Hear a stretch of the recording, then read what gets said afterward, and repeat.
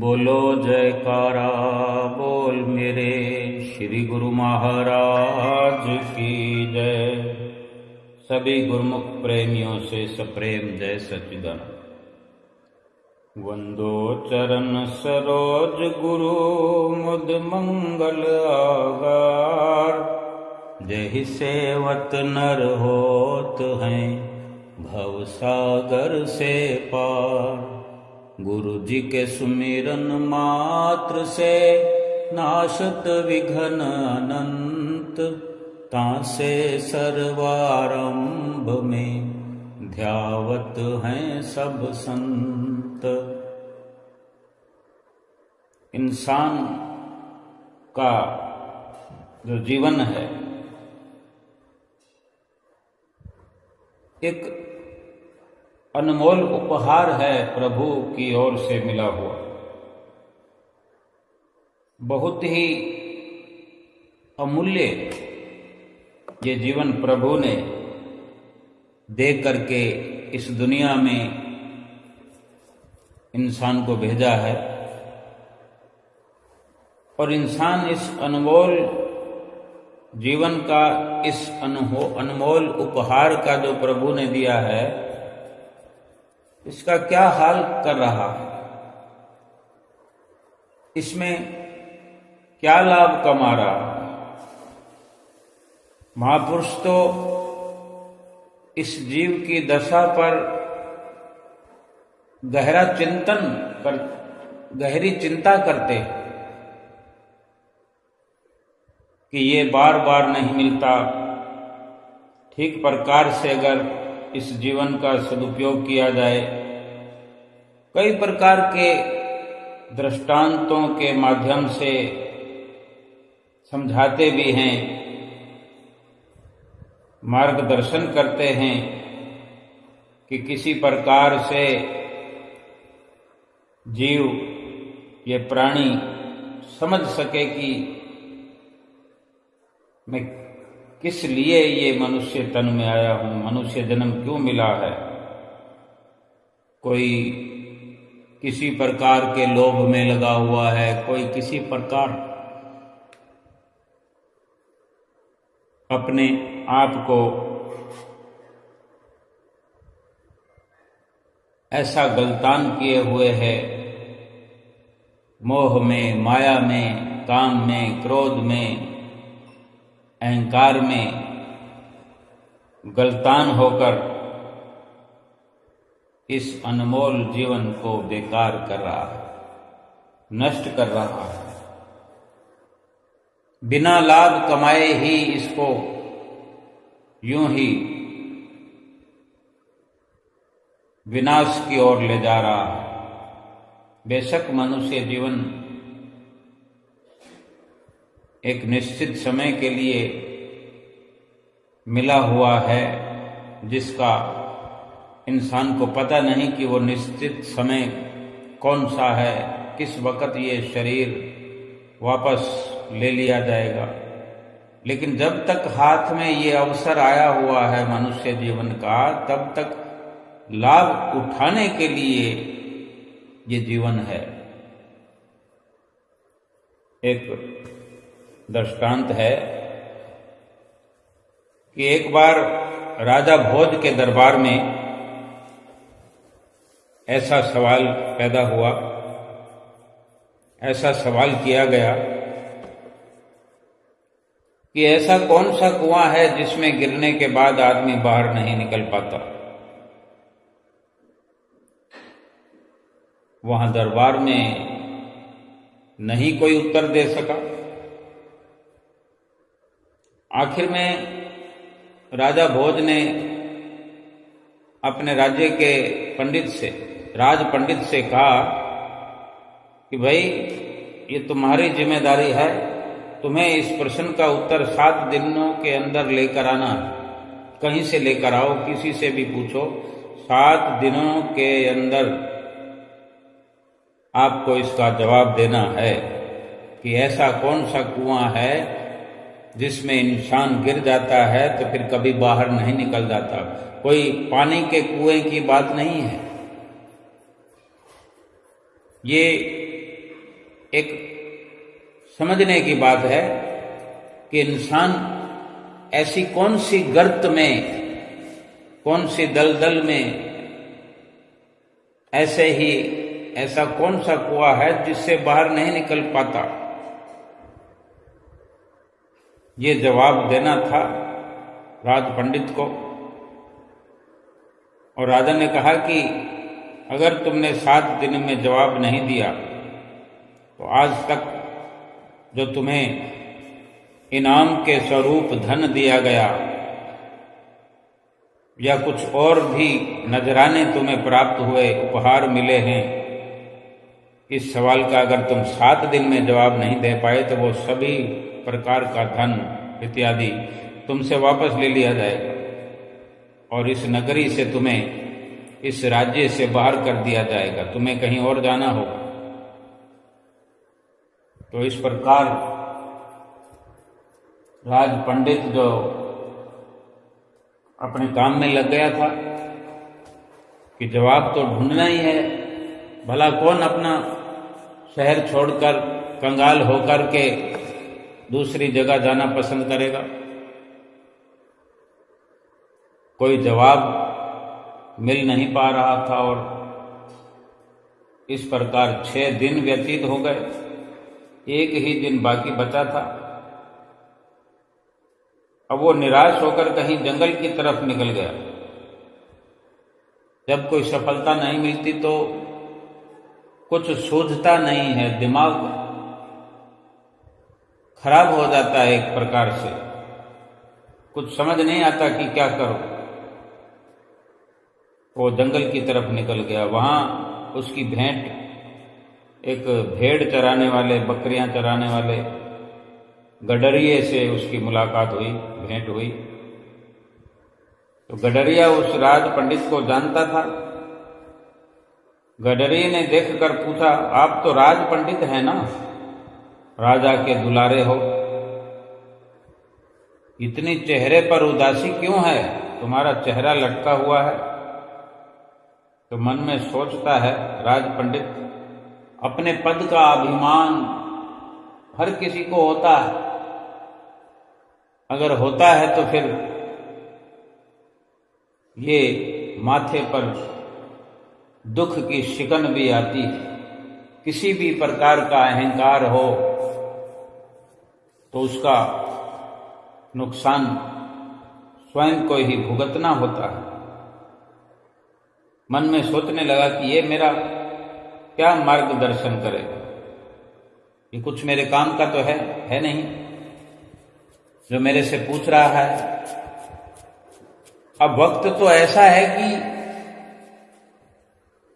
किसी भी प्रकार से उसको वो जवाब चाहिए, कोई भी दे दे, लेकिन मन के अंदर अपने भीतर अहंकार से भरा हुआ है, अभी भी हारा हुआ है, लेकिन अहंकार अंदर समाया हुआ है और ऐसा सोच रहा है कि मैं कहाँ राज पंडित और ये भेड़ें बकरियां चराने वाला गडरिया, ये मुझे क्या बताया जो मैं इसको अपना उदासी का कारण बताऊं। कुछ नहीं बताया उसको। लेकिन गडरिये ने फिर से उदासी का कारण पूछते हुए कहा, पंडित जी, हम भी सत्संगी हैं, हो सकता है आपके सवाल का जवाब मेरे पास हो, आप निसंकोच कहिए। सत्संग में रमने वाला, सत्संग में बसने वाला और सत्संग अपने भीतर बसाने वाला, चाहे गडरिया हो चाहे राजा हो, सत्संग जिसके अंदर बसता है उसको हर प्रकार का जवाब देने में कोई भी परेशानी नहीं होती, क्योंकि सत्संग में सब कुछ संभव करके दिखाया जाता है, समझाया जाता है संतों की ओर से। तो राज पंडित इस प्रकार उससे सुनकर कि आप बताओ तो सही, क्या मालूम मुझे बताने से आपके सवाल का जवाब मैं दे पाऊं। कुछ तसल्ली हो गई और राज पंडित ने सवाल बता दिया और कहा कि अगर कल तक प्रश्न का जवाब नहीं मिला तो राजा मुझे नगर से निकाल देगा।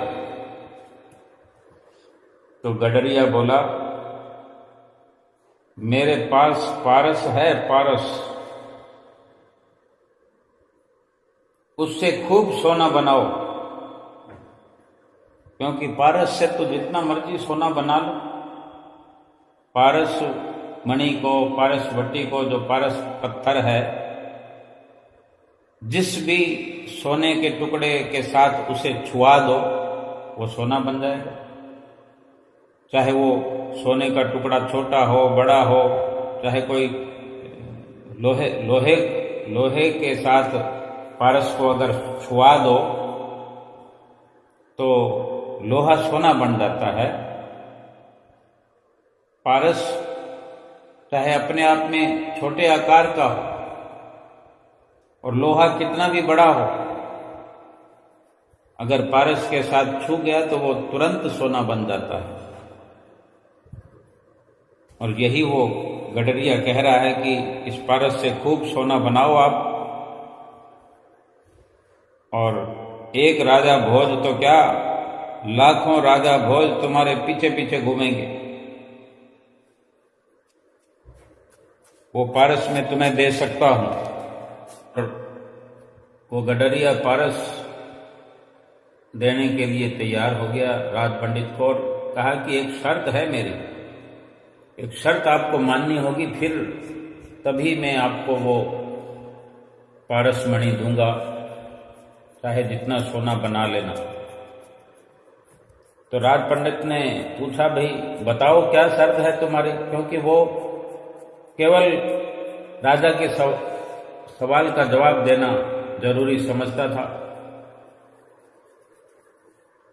तो उसने कहा, गडरिये ने राज पंडित से, कि तुम्हें मेरा चेला बनना पड़ेगा, शागिर्द बनना पड़ेगा,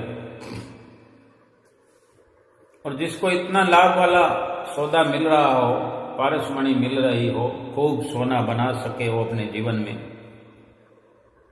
चाहे तो कई राजाओं का राजा वो बन सकता है। तो चेला बनने में भी कोई आपत्ति नहीं होनी चाहिए। लेकिन वो राज पंडित सोच रहा है भीतर कि कहाँ मैं राज पंडित और ये 2 कौड़ी का गडरिया, इसका चेला बनूं, क्योंकि अहंकार से भरा हुआ है। लेकिन अपने स्वार्थ के लिए, अपने मतलब के लिए, चेला बनने के लिए हामी भर दी। तो फिर गडरिया भी बहुत होशियार था। गडरिया जवाब दे रहा है उसको कि ऐसा कौन सा कुआं है जिसमें गिर जाए एक बार इंसान तो फिर वापस निकल नहीं सकता कभी। और बड़े अच्छे से जवाब दे रहा है, देना चाहता है, हम भी समझते हुए चले। तब फिर गडरिया बोलता है कि पहले भेड़ का दूध पीना पड़ेगा और इसी प्रकार शुरुआत करेंगे। अब चेला बन गया तो सब काम उसके कहने से करना पड़ेगा। कदम कदम पर उसका अहंकार आगे आ जाता था। अब राज पंडित सोचता है कि यदि एक ब्राह्मण होकर भेड़ का दूध पिए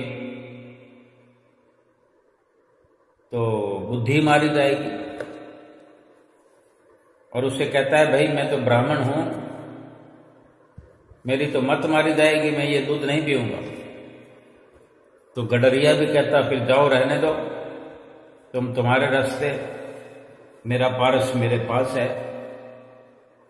लेकिन ये तो हो नहीं सकता, राज पंडित को जवाब तो चाहिए था। तुरंत बोला कि अच्छा ठीक है, मैं दूध पीने के लिए तैयार हूं, और बताओ आगे क्या करना है।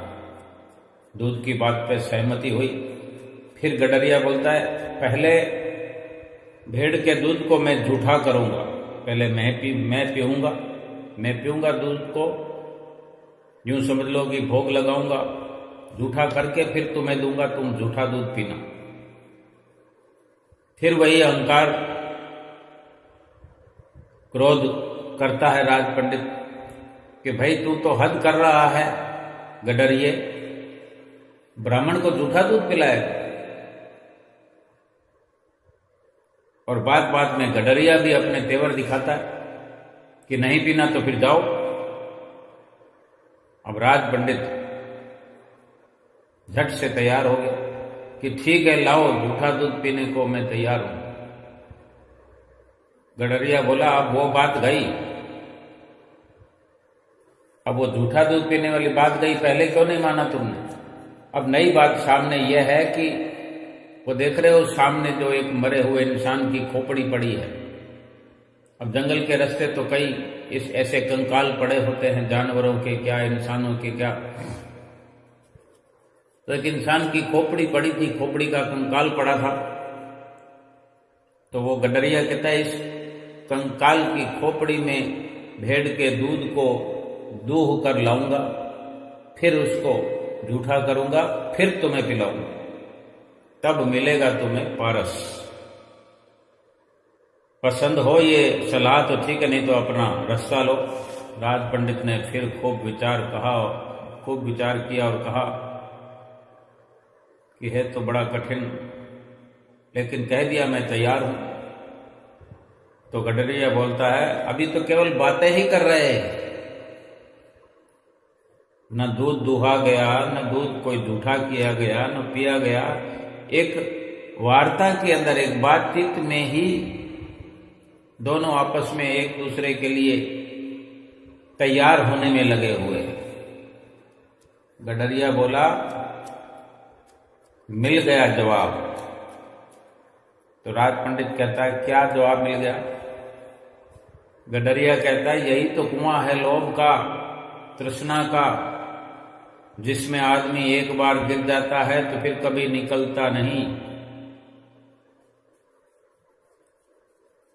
राज पंडित ठीक से नहीं समझा तो फिर उसे ठीक से समझाया गडरिये ने, सत्संगी था, कि जैसे कि तुम पारस को पाने के लिए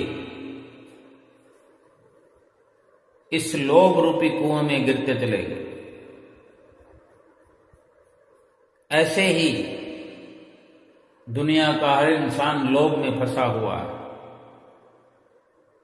या फिर कोई मोह में फंसा हुआ है, या कोई अहंकार के वशीभूत होकर के हर बात में अपने अहम को सामने रख करके एक पर एक बाजी हारता हुआ जीवन को विनाशकारी बना रहा है। कोई काम में, कोई लोभ में, कोई मोह में, कोई अहंकार में। हम ठीक से विचार करें, आज अगर दुनिया में दुख है, आज दुनिया में परेशानी है, या जितनी भी परेशानी है, जितना भी दुख है, इसी बात का है।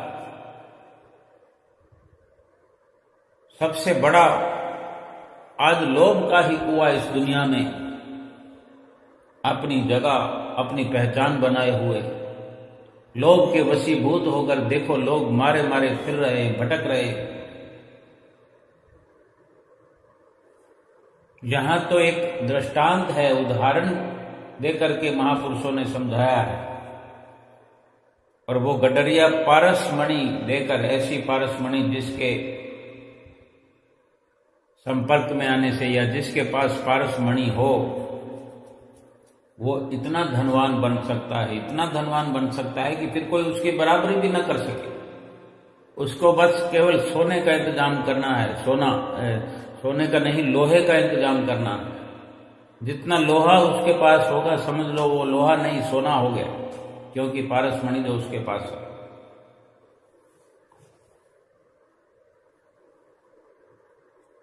अब अगर हर इंसान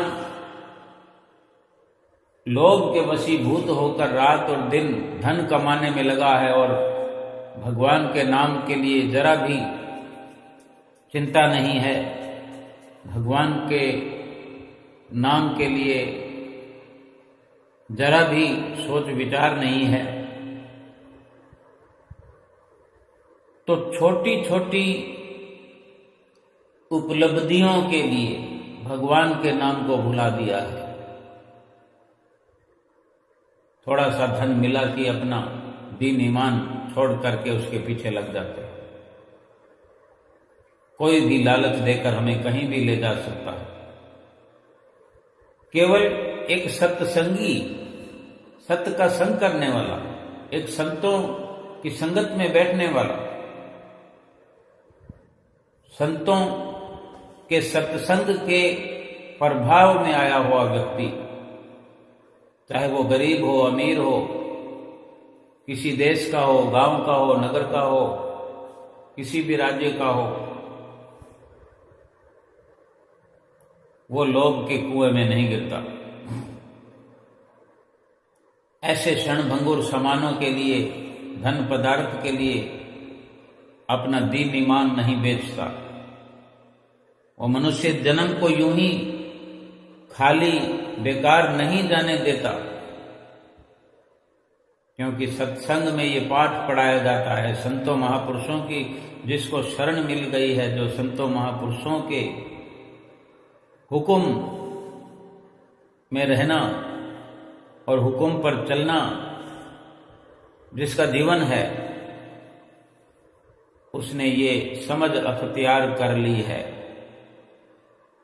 कि चाहे जितना भी सोना बना लिया जाए, लोभ के वशीभूत होकर जितनी भी माल मिल्कियत हासिल कर ली जाए, सब यहीं तो छोड़ के जाना है। जिस प्रभु ने ये जीवन उपहार में दिया है, ये मनुष्य जीवन क्या है? इस मनुष्य जीवन में उस पारसमणि से बनाए हुए सोने से भी कहीं अधिक लाभ प्राप्त किया जा सकता है, जो यहां छोड़कर जाने को मोहताज नहीं है इंसान। वो कमाया हुआ धन, वो लाभ यहां भी जीव के संग साथ रहता है, फिर बाद मरने के साथ भी लेकर जाया जा सकता है। वो है भक्ति का धन। पारसमणि अगर लोहे को सोना बना सकती है, तो वक़्त के संत सतगुरु सोने से भी बढ़कर इतने सक्षम हैं कि अपने संपर्क में आए हुए किसी भी इंसान को अपने जैसा संत बना देते हैं। वर्णन भी आया है कि पारस में और संत में बड़ो अंतरो जान, वो लोहा कंचन करे वो कर ले आप समान। पारस लोहे को सोना तो बना सकता है, लेकिन लोहे को पारस नहीं बना सकता। सोने तक ही सीमित है उसकी सक्षमता, उसकी ताकत। लेकिन संत अपने जैसा ही हर किसी को बना देते हैं जो उनकी शरण संगति में आ जाए, उनके बताए हुए रास्ते पर चले, उनकी आज्ञा हजूरी में चले, अपने जैसा बना देते हैं कि वो फिर और अपने संपर्क में आने वाले अनेक जीवों को इस दुनिया से, भवसागर से तार सकता है, पार कर सकता है। एक आम इंसान ऐसा होनहार संत बन जाता है संतों की मेहरबानियों से कि वो भी अपने संपर्क में आने पर दूसरों को भव से पार लगाने वाला बन जाता है। और ये भक्ति का धन जो है, इस दुनिया में सुख देने वाला है। और ये भक्ति सतगुरु की रहमत से, सतगुरु के आशीर्वाद से, उनके संपर्क में रहने से, उनकी शरण संगत में रहने से भक्ति प्राप्त होती है। सतगुरु वो परम पुरुष हैं, आम इंसान नहीं है। इंसान का जामा वो हमारे लिए धारण करके अवतरित हुए। एक गुरु का रूप उन्होंने बनाया है, हमें समझाने के लिए, हमें भव से पार लगाने के लिए। उनके पास ये भक्ति रूपी पारसमणि है। ये नाम की जो बख्शिश करते हैं, ये पारसमणि है कि इसी नाम के प्रताप से हम एक एक श्वास को जो लोहे के समान व्यतीत होते जा रहे हैं। लोहा भी कुछ कीमत रखता है, लेकिन ये श्वास जब यूं ही चले जाते हैं, इस एक एक श्वास के खर्च करने के बदले कुछ भी हासिल नहीं हो रहा है, हमें कुछ भी नजर नहीं आ रहा है। अगर आ रहा है तो कोई बताए कि भगवान के नाम को जपने से, भगवान के नाम की माला फेरने से, सुमरन के अलावा जो कुछ भी आज तक एकत्र किया है, कमाया है, उसकी वैल्यूएशन निकालें कि उससे क्या मिलने वाला है। करोड़ों का धन पड़ा है बैंकों में, सोना चांदी पड़ा है लॉकरों में, केवल उन्हीं की चिंता में ही तो इंसान लगा हुआ है। रात और दिन पहले कमाने में लगा रहता है, फिर उसको संभालने में लगा रहता है कि कहीं खो ना जाए, कोई चोर लूट ना ले, कोई डाकू डाका ना डाल ले। यही तो जीवन भर इंसान करता रहता है। करते करते करते एक दिन या तो अचानक से बुलावा आ जाता है और चल पड़ता है, या फिर चारपाई पर लेटना पड़ जाए तो पड़े पड़े देखते रहो नोटों को, सोने को, चांदी को, अपने महलों को, माड़ियों को, बड़ी बड़ी गाड़ियों को, नौकरों को, चाकरों को, जो हमें कोई चाय पिलाने आएगा, कोई रोटी खिलाने आएगा, कोई नहलाने आएगा, कोई कंपाउंडर आएगा, कोई नर्स आएगी, कोई दवाई दे रहा है, कोई इंजेक्शन दे रहा है। क्या इसी वक्त के लिए, इसी दिन के लिए धन कमाया था? बड़ी मुश्किलों से क्या इसलिए धन कमाया था? हम स्वयं यकीन नहीं कर सकते। ऐसी घड़ी में हम एक दिन पहुंच जाते हैं कि हमें खुद यकीन नहीं आता कि हम कहां से चले थे। एक वो बचपन के दिन थे जब कोई समझ नहीं थी, कोई समझ नहीं थी। माता पिता ने जो बनाया, हम बनना शुरू हो गए। माता पिता ने जो खिलाया, हमने खा करके माता पिता के आगे खुशी जाहिर किया करते थे। उनके सानिध्य में पल बढ़कर बड़े होते गए, समझदार होते गए, होनहार होते गए।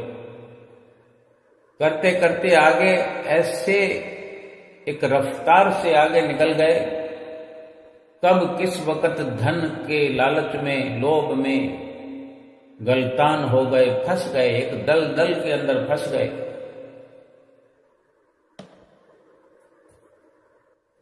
कितनी मुश्किलों से धन कमाया। जिसको भी देखो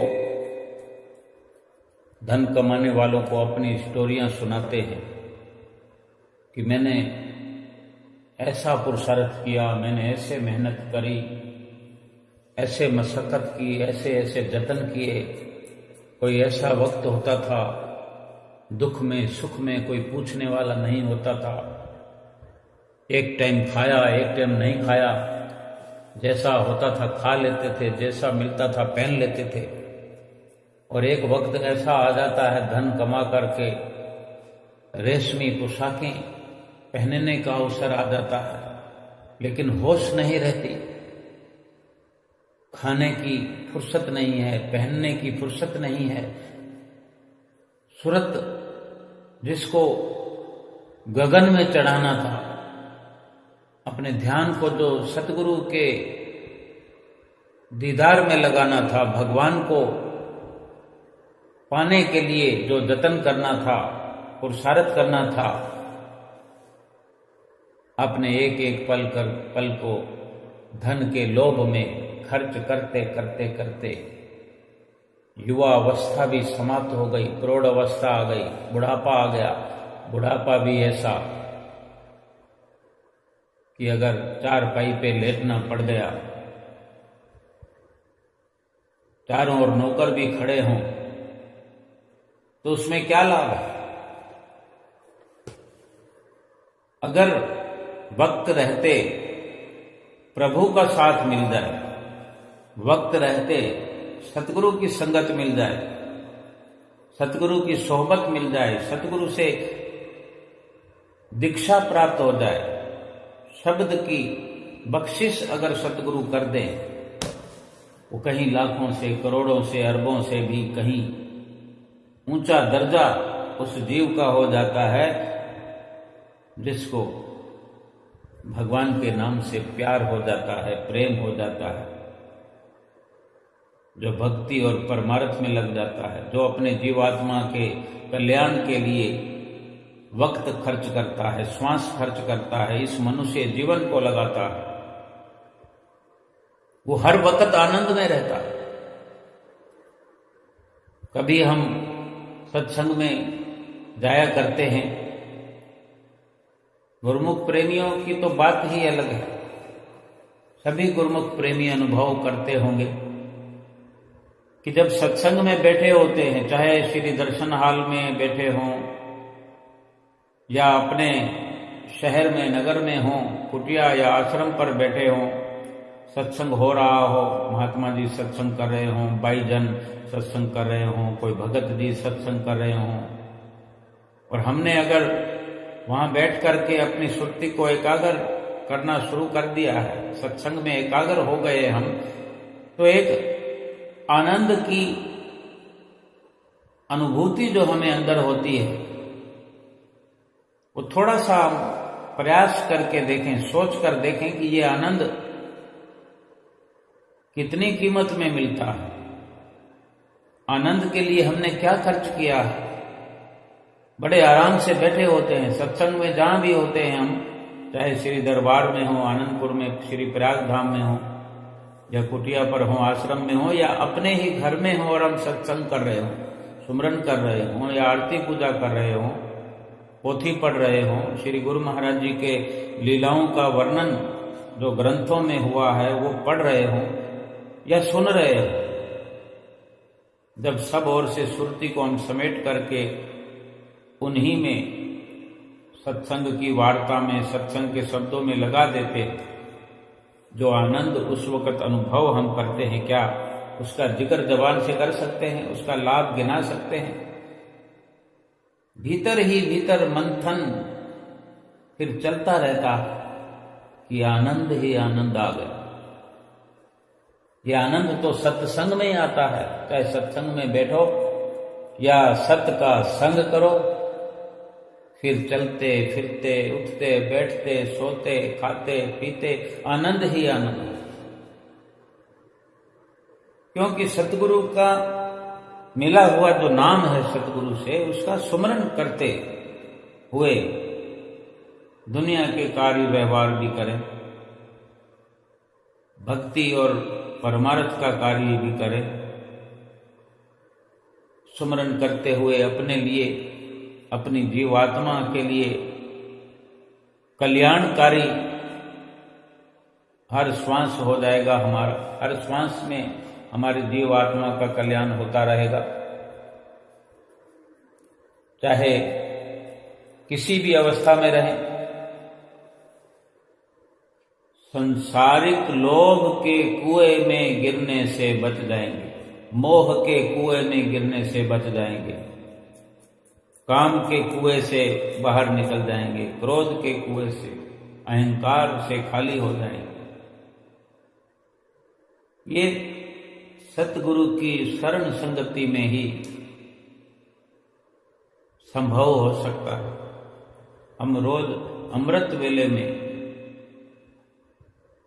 उच्चारण करते हैं, परम पुरुष पूरन गुरु मेरे, जिनके सिमरत सुख घनेरे, श्वास श्वास में नाम धियाइए।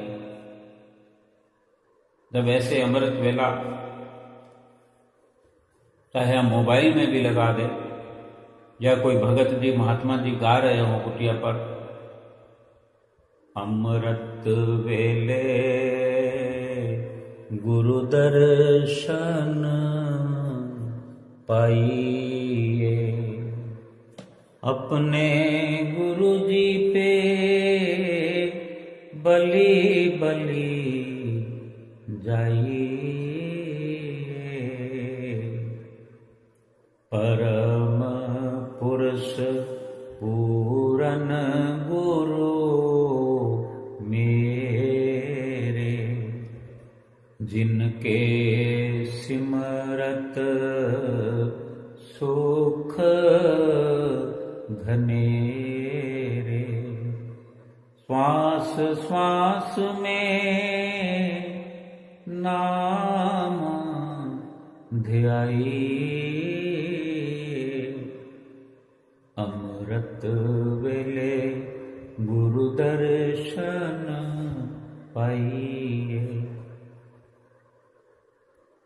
ये स्वर्णिम लाभ है इस जीवन का, इस मनुष्य जीवन का, कि सुबह सवेरे सबसे पहला काम यही हमारा हो कि अपने सतगुरु का दीदार करें। कोई तमन्ना ही ना हो, उठने के साथ पहला कार्य ये हो, बल्कि एक उठना तो आंख खुलने से होता है कि आंख खुल गई, चारपाई से बेड से नीचे हम उतर करके मानते हैं कि हम उठ गए। एक मोह से, मोह की निद्रा से जब हम जाग जाते हैं तो फिर क्या सुबह, क्या शाम, क्या दोपहर, क्या रात, क्या आधी रात, क्या अमृत वेला,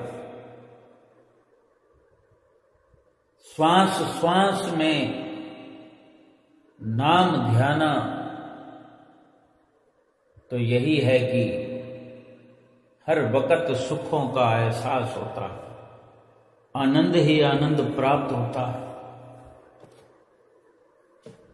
अब जिनके पास करोड़ों हैं या जो सत्संग में बैठे होते हैं, सत्संग से पहले या सत्संग के बाद जो भी कार्य करते हैं, क्या उन कामों में आनंद मिलता है? कोई 1 लाख रुपया रोज का कमा लाता है, कोई 50,000 कमाता है, कोई 500 रुपये कमाने वाला भी है रोज के, कोई 5 लाख कमाने वाला है, कोई 5 करोड़ कमाने वाला है। हम सबका ध्यान नहीं रखते फिरते, लेकिन केवल समझने के लिए जरूरी होता है कि जिक्र आता है शब्दों का। भाव यह है कि कोई कितना भी कमा के लाता हो, क्या कोई अपनी दुकान पर से, कोई अपनी फैक्ट्री से, कोई अपनी ऑफिस से, कोई अपनी कंपनी से, चाहे कोई रेडी लगाने वाला हो वो अपनी रेडी के कारोबार से, शाम को घर आते वक्त कोई आनंद कमा कर लाया होगा?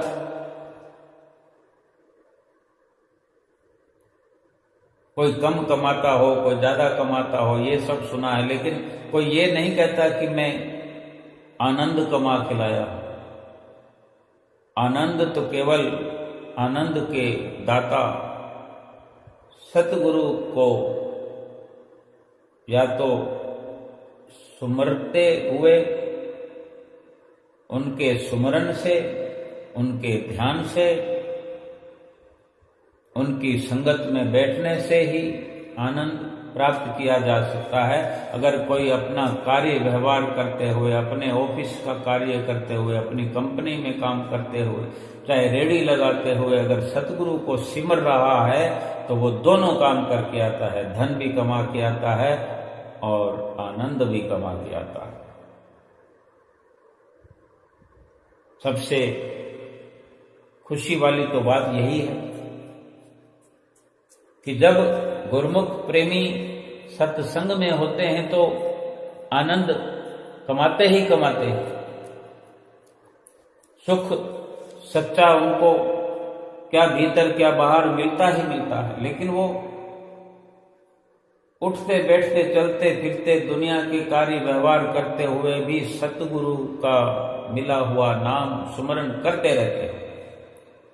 खुली आंखों से संसार को देखते हैं, लेकिन इन्हीं आंखों के पीछे जो एक और दिव्य दृष्टि है, जो भीतर अपने दिव्यता है, उसके माध्यम से सतगुरु का ध्यान करते रहते हैं। सूक्ष्म तौर पर सतगुरु के ध्यान में लीन रहते हैं।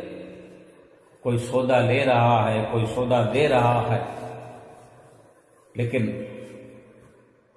अपने तसव्वुर को अपने इष्ट देव सतगुरु के साथ में जोड़े हुए हैं, अपने ध्यान को उनके साथ लगाए हुए हैं। जो सतगुरु के शिष्य होते हैं वही गनीमत ये लाभ प्राप्त करते हैं, कर रहे हैं।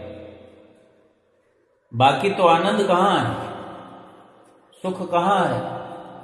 नाम को भी सुख नहीं है, नाम मात्र का भी सुख नहीं है। दुनिया के अंदर यत्न तो बहुत होते हैं। कोई अपने शरीर को पाल रहा है, पोष रहा है, पौष्टिक खुराक खा रहा है, सुंदर मखमली कपड़े, रेशमी कपड़े पहन रहा है, मखमली गद्दों पे आराम कर रहा है, बड़ी बड़ी लंबी गाड़ियों में। आजकल हर प्रकार की ये जो बाहरी भौतिक सुविधाएं हैं, भौतिक सुख हैं शरीर के, ये जितना सुख देते हैं उससे कहीं गुना सुकून छीन लेते हैं।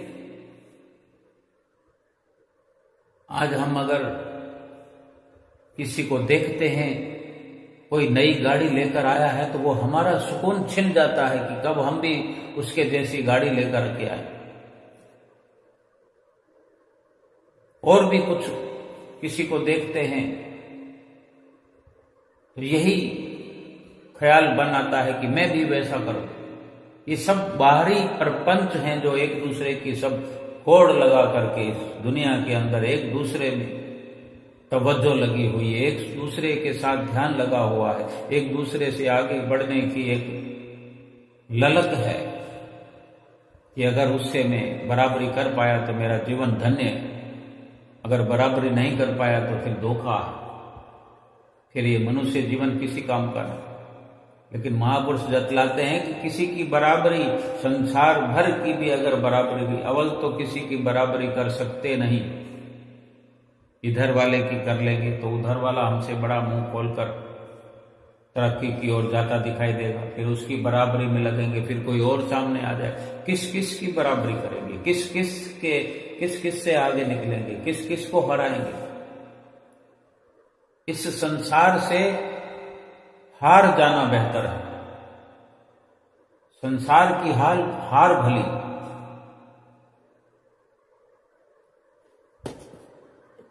क्योंकि जो भगवान के रास्ते पर है, जो भगवान के रास्ते पर आगे बढ़ना चाहता है, जो भगवान को पाना चाहता है, महापुरुष ने फरमाया है कि हरि के जन हारे भले, जीतन दे संसार, हारे हरिपुर जाएंगे और जीते जम के द्वार।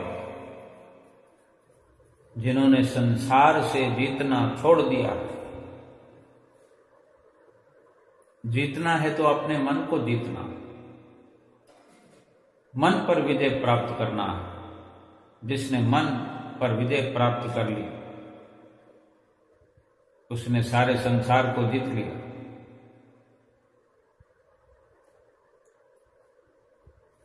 रावण ने यही भूल की थी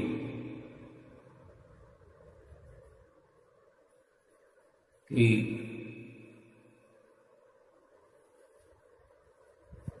अपने मन को नहीं जीत पाया।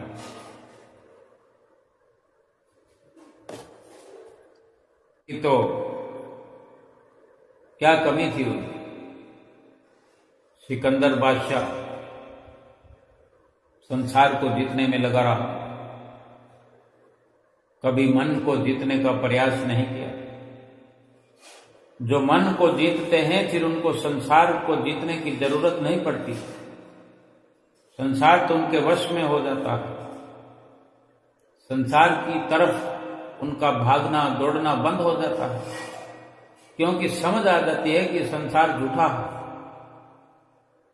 बेबका है। महापुरुषों के अटल जो फैसले हुआ करते हैं, महापुरुषों की सत्य संगत में बैठने से, उनकी नजदीकी में रहने से, उनके हुक्म को सिर पर धारण करने से ही लाभ मिलता है उनके अटल फैसलों का। वही समझाते हैं कि केवल अपने मन पर काबू जिसने कर लिया है उसी ने आनंद को पाया है और वही आनंद में समाया है। जितना भी संसार में चाहे कोई धन कमाए, मिल्कियत बनाए, माल खजाने बनाए, कुटुंब कबीले बनाए, जो कुछ भी बनाए, जितनी मर्जी जमीन पर कब्जा कर ले, रजिस्ट्री पट्टे बना ले कि ये मेरा है, ये मेरा है, ये मेरे नाम से, मेरे भाई के नाम से, ये मेरे बेटे के नाम से, ये मेरे पोते के नाम से, ये मेरी पोती के नाम से, उन सब के नाम करने के बाद भी वो उन सब में अपना अक्स देखता है, अपनी हुकूमत रखता है।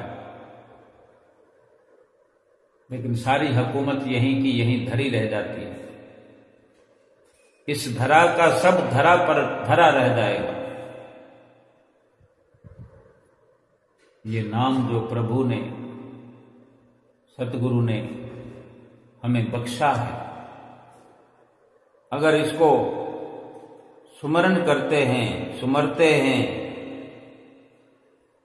तो इतनी समझ आ जाती है कि नश्वर समान को जो इस धरा पर जो कुछ भी है, दृष्टमान रचना जो हम आंखों से देखते हैं, जहां तक हमारी नजर जाती है, इस धरा पर जो कुछ भी है सब इस धरा का धरा पर धरा रह जाए, ये समझ आ जाए तो फिर इसके पीछे भागने की जरूरत नहीं, इसके पीछे दौड़ने की जरूरत नहीं, इसको पाने का लालच नहीं है। जो हाथ से फिसल जाएगा, हर हुकूमत यहीं धरी रह जाएगी, उसके लिए मेहनत करने की, जतन करने की भला क्या जरूरत है? कौन मूर्ख होगा जो मिट जाने वाली वस्तु के साथ अपना प्रेम करेगा, अपना नेह लगाएगा? मिटते सु मत प्रीत कर, रहते सु कर नेह, कहे कबीर इनमें कछु साचो नहीं। जिसने भी नाशवान दुनिया से प्रेम किया, मिटने वाली वस्तुओं से प्रेम किया, वो संसार से खाली गए। जो इस दुनिया के बड़े बड़े बादशाह होकर भी अपने हाथ में कुछ भी लेकर नहीं गए, खाली हाथ इस दुनिया से चले गए। महापुरुष उनके दृष्टांत सुना करके, उनके माध्यम से समझाया करते हैं। हम गुरुमुख हैं, प्रेमी हैं, सेवक हैं श्री दरबार के, महापुरुषों के वचनों पर अमल करते हुए